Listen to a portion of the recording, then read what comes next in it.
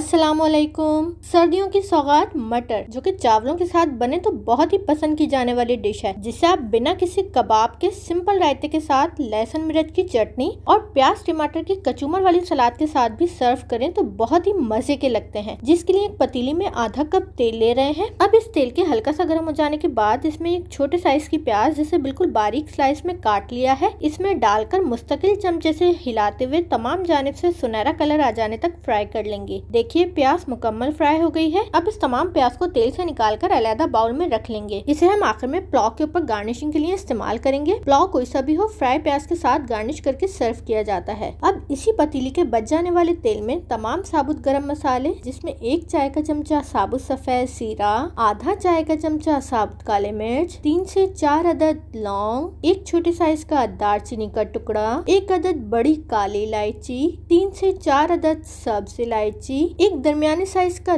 तेज पत्ता जिसे तोड़ लिया है, और ये 1 अदद बादियान का फूल डालकर इन तमाम गरम मसालों को तेल में 3 से 4 सेकंड फ्राई कर लेंगे, जिससे इन गरम मसालों की बहुत अच्छी सी खुशबू तेल में आ जाएगी। अब इसमें ये 1 अदद दरमियाने साइज की प्याज, जिसे रफली स्लाइस में काट लिया है, इसमें डालकर इसे इतना पकाएंगे कि प्याज के सिर्फ किनारे सुनहरी हो जाएं। यहाँ हमें प्याज को मुकम्मल सुनहरा नहीं करना है, वरना चावल व्हाइट नहीं बनेंगे। अब इसमें 2 खाने के चमचे या जितना आप पसंद करें हरी मिर्च का पेस्ट डालकर पहले इसे मिक्स कर रहे हैं, ताकि प्याज डार्क ना हो। अब इसमें 1 खाने का चमचा लहसुन अदरक का पेस्ट और साथ में ये 400 ग्राम मटर के दाने, जिसे धो लिया है, इसमें डालकर इसे इतना भून लेंगे कि हरी मिर्च और लहसुन अदरक का कच्चापन खत्म हो जाए और मटर भी लहसुन अदरक के साथ अच्छे से भुन जाए और तेल अलग हो जाए। इस तरह मटर को लहसुन अदरक के साथ भूनने से मटर में जो हीक होती है वो खत्म हो जाती है। अब इसमें 1/3 कप गाढ़ा दही डालकर इसे भी मटर के साथ भून लेंगे, ताकि दही में मौजूद पानी खुश्क हो और तेल अलग हो जाए। देखिए तेल अलग हो गया है। अब इसमें ये आधा किलो चावलों के हिसाब से 3 कप पानी, चावलों के हिसाब से 1.5 खाने का चमचा या जितना आप पसंद करें नमक, 1 चाय का चमचा साबुत धनिया जिसे कूट लिया है,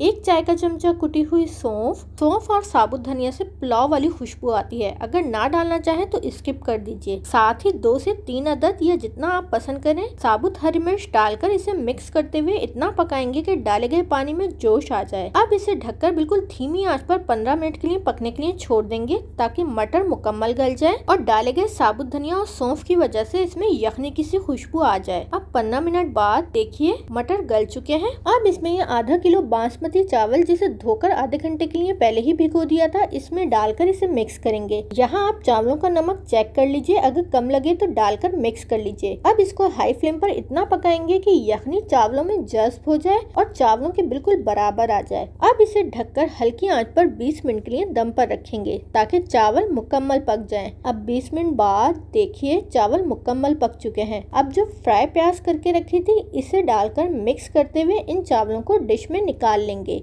और डिश के ऊपर भी थोड़ी सी फ्राई प्याज डाल लेंगे। अब लीजिए जनाब, बहुत ही जबरदस्त सा मटर पुलाव तैयार है। अब इसे रायते, लहसुन मिर्च की चटनी और प्याज टमाटर की कचूमर वाली सलाद के साथ सर्व करेंगे। शुक्रिया।